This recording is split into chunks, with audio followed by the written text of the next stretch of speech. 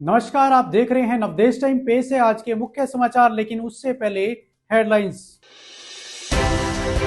नशा मुक्त समाज की कल्पना को साकार करने में हम सभी की भागीदारी जरूरी, जिला उपायुक्त। ओड कॉलोनी की सड़क पर बिजली पोल शिफ्टिंग का काम शुरू, चेयरमैन रजनीश मेहता। पोटली गांव के किसानों की समस्याओं पर उपायुक्त ने की बैठक, अधिकारियों को दिए उचित समाधान के निर्देश। महिला समूह की बैठक के दौरान दौलतपुर गांव के सरपंच से दुर्व्यवहार के मामले में आरोपियों पर केस दर्ज। अब खबरें विस्तार से।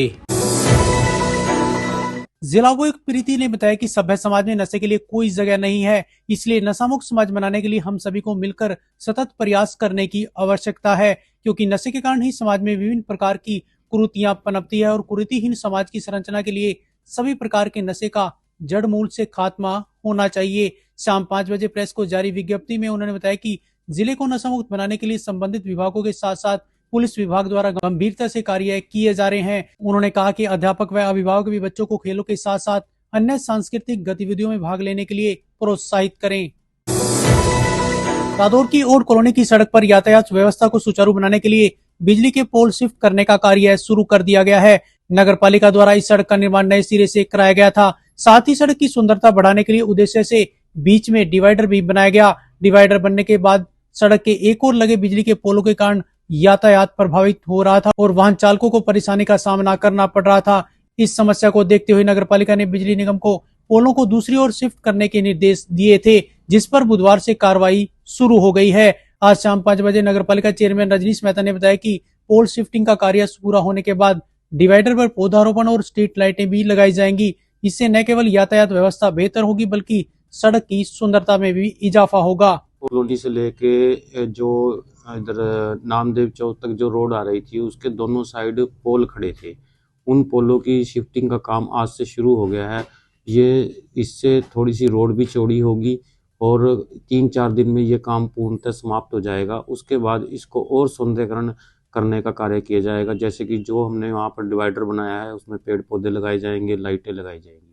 लगभग मैं ये मानता हूँ कि हफ्ते तक ये सारा काम कंप्लीट हो जाएगा। जिला उपायुक्त प्रीति ने अपने कार्यालय में आज पोटली गांव के किसानों, किसान यूनियन नेताओं और नेशनल हाईवे अथॉरिटी के अधिकारियों के साथ बैठक कर उनकी समस्याएं सुनी। शाम 4 बजे मिली जानकारी के अनुसार उपायुक्त ने जन भावनाओं को ध्यान में रखते हुए एनएचआई के अधिकारियों को गांववासियों की समस्याओं पर दोबारा विचार करने और तकनीकी पहलुओं की जांच कर उचित समाधान निकालने के निर्देश दिए।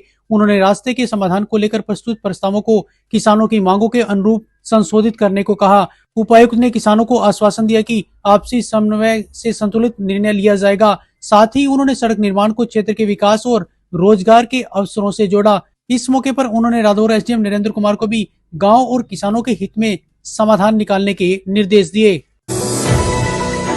थाना छप्पर में शिकायत दी गई है एक महिला सरपंच द्वारा कि उनके साथ पहले गांव ऊंचा चांदना में उनके साथ मिसबिहेव करा गया और जाति सूचक शब्द कहे गए।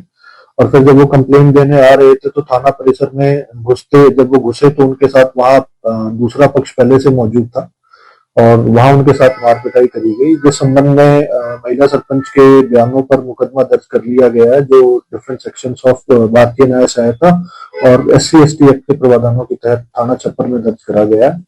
आज अभी महिला सरपंच को बयान लिखने के लिए बुलाया गया था और अभी इसमें तफ्तीश आगे इन्वेस्टिगेशन ऑन है और जो जैसे जिसका जो रोल आएगा उसमें लीगली अकॉर्डिंगली उसके खिलाफ कार्रवाई करी जाएगी।